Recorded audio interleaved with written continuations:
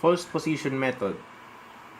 The idea of false position method is that a given point of x sub L and x sub U, and their midpoint is known as x sub R. So in this kind of method, we can formulate a similar triangle as you can see in the image. In the diagram I have written. And this point is known as f of x sub U, and this point is known as f of x sub L.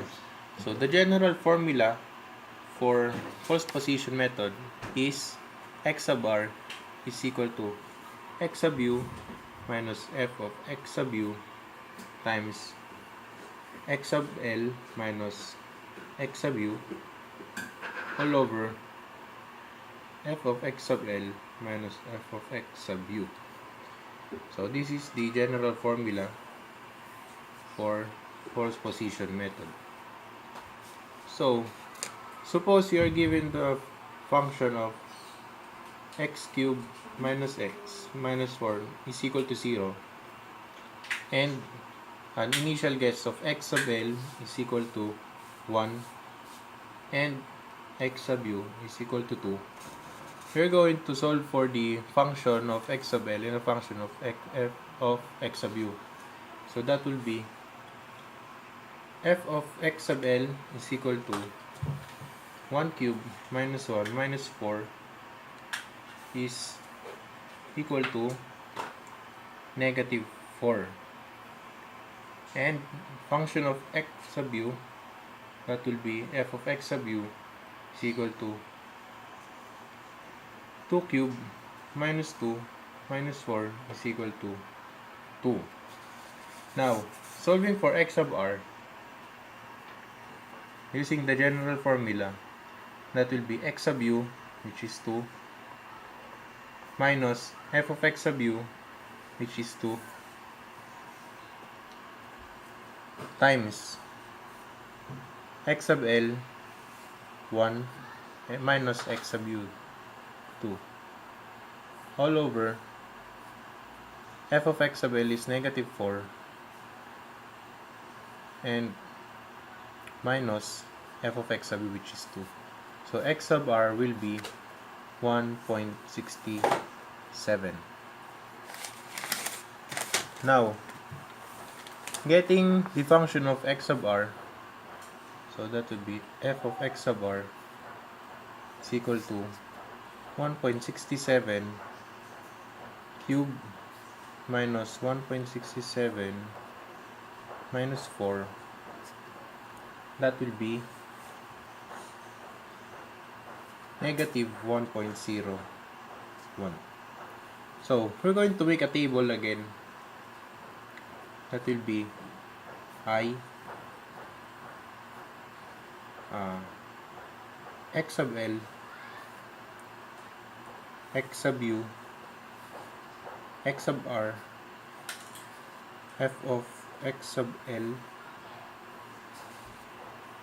f of x sub R, and f of x sub U, and the percentage error. So in the zeroth iteration, the values that we have solved here belongs to the zeroth iteration. So that will x sub L is equal to 1, x sub U is equal to 2, x sub R, which is 1.67, f of x sub L is equal to negative 4, f of x sub R is equal to negative 1.01, and f of x U, which is 2. Now, in the zeroth iteration, we leave E sub A as blank. So, in the first iteration, we're going to follow the algorithm used in bisection, wherein multiplying f of x sub L and f of x sub R must have a change of sign. So, this time, negative 4 times negative 1.1 does not have a change of sign. Then, we'll proceed to f of x sub R times f of x sub U. So that will be negative 1.01 times 2. So there's a change of sign. Then we're going to use x sub R as our x sub L. So therefore, x sub R 1.67, we're using it as hexabel. That will be 1.67 in hexabel. X sub 2 will remain 2.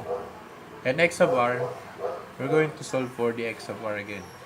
So x sub r, that will be x sub u 2 minus f of x sub u is equal to 2 times xl 1.67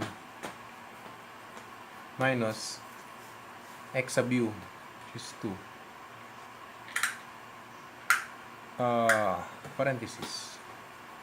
All over f of x sub l.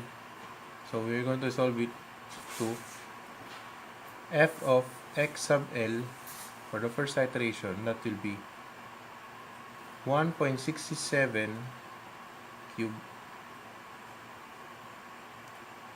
minus 1.67 minus 4 is equal to negative 1.01. So it's the same as what we have solved in here. So x sub this will be negative 1.01 minus f of x sub u, which is 2. So solving this, we are gonna get a value of 1.78. So we're going to use 1.78 here. So we will write it here. So f of x sub l 1.67 is this one, negative 1.01, and f of x sub r, which is 1.78, and f of x sub u 2, which is the same as here, 2. Now we will solve for the percentage error 1 of first iteration to the 0th iteration. So that will be 2.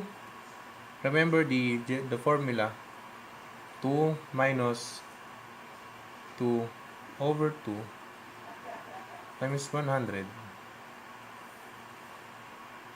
That will be 6.18%. So that's it. That is the false position method. I hope you enjoyed watching this and you learned something. Thank you.